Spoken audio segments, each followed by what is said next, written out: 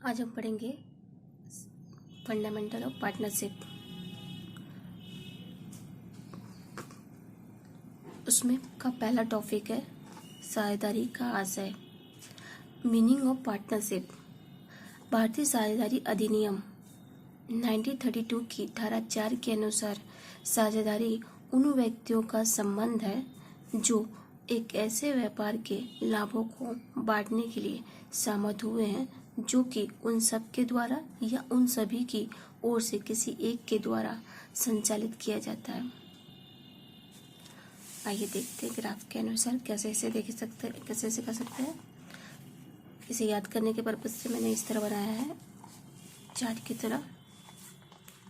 भारतीय साझेदारी अधिनियम 1932 की धारा 4 के अनुसार अगर आपसे साझेदारी उन व्यक्तियों का संबंध है जो कि ऐसे व्यापार के लाभों को बांटने के लिए सहमत हुए हैं जो कि उन सब के द्वारा या उन सभी में से किसी एक के द्वारा संचालित किया जाता है, उसे क्या कहते हैं? साझेदारी। साझेदारी के लिए कम से कम 2 सदस्यों का होना आवश्यक है। अधिकतम संख्या बैंकिंग व्यवसाय में 10 और अन्य व्यवसाय में 20। बहुत ही इम्पोर्टेंट बात है। क्या? साझेदारी के लिए कम से कम 2 व्यक्तियों का होना आवश्यक है। अधिकतम संख्या बैंकिंग व्यवसाय में 10 और अन्य व्यवसाय में कितनी होनी चाहिए? 20। अब देखते हैं व्यापारिक और अव्यापारिक साझेदारी किसे कहते हैं। व्यापारिक साझेदारी उसे कहते हैं जिसमें आपका कोई प्रोडक्ट हो, जैसे कि राम और श्याम ने स्टार्ट किया बिजनेस मोबाइल फ़ोन का, तो उसमें एक मोबाइल फ़ोन है, ठीक है, उसका बिजनेस वो लोग करने के लिए सहमत हुए हैं, तो वो क्या हो जाएगा? व्यापारिक साझेदारी। अव्यापारिक साझेदारी मतलब जैसे सर्विसेज हो, कोई 2 डॉक्टर मिलके कोई साझेदारी कर रहे हैं, कोई चार्टर्ड अकाउंटेंट 2 मिलके साझेदारी कर रहे हैं, तो वो लोग क्या देंगे? सर्विसेज देंगे अपनी, ठीक है, तो उसे क्या कहेंगे? अव्यापारिक साझेदारी। साझेदारी के आवश्यक लक्षण। Essential characteristics of partnership. 2 या 2 से अधिक व्यक्तियों का होना। अभी हम लोगों ने इसका जो डेफिनेशन होता है वो हम लोगों ने पढ़ा, उसमें से ही ये एसेंशियल बनाए जाते हैं।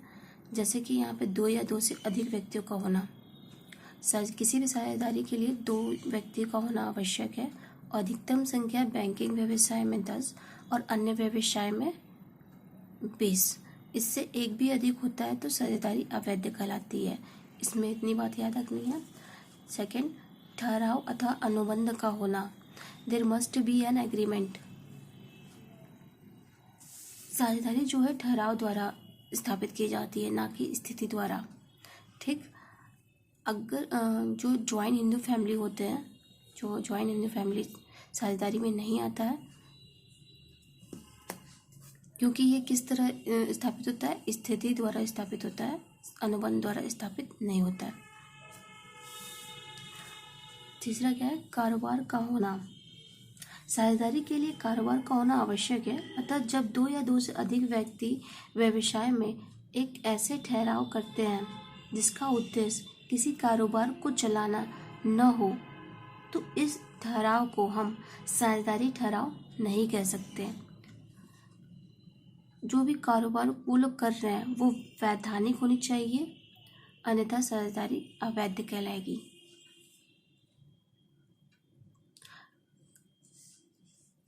कारोबार का उद्देश्य लाभ कमाना तथा उसे आपस में विभाजन करना है। अगर कोई साझेदारी हो रही है जिसका उद्देश्य लाभ कमाना है तो वो साझेदारी कहलाएगी। अगर कोई साझेदारी कल्याण करने के लिए या परोपकार करने के लिए स्थापित की जा रही है तो वो साझेदारी नहीं कहलाएगी। और साझेदारी में लाभ का बंटवारा होना आवश्यक है, हानि का बंटवारा होना आवश्यक नहीं है।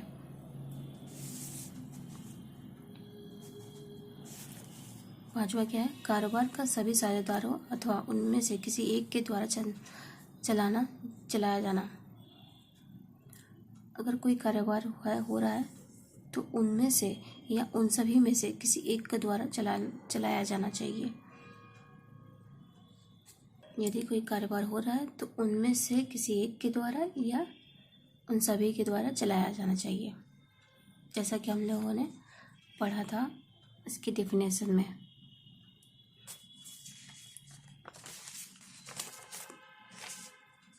प्रत्येक साझेदार अपनी फर्म का एजेंट होना।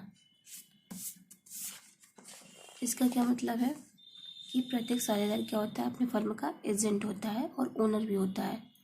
जिस प्रकार एक एजेंट के कार्य का तात्पर्य उनके मालिक के कार्य से होता है, उसी प्रकार एक साझेदार का कार्य भी उसकी फर्म का कार्य कहलाता है और फर्म साझेदार के कार्य के लिए उत्तरदायी होती है।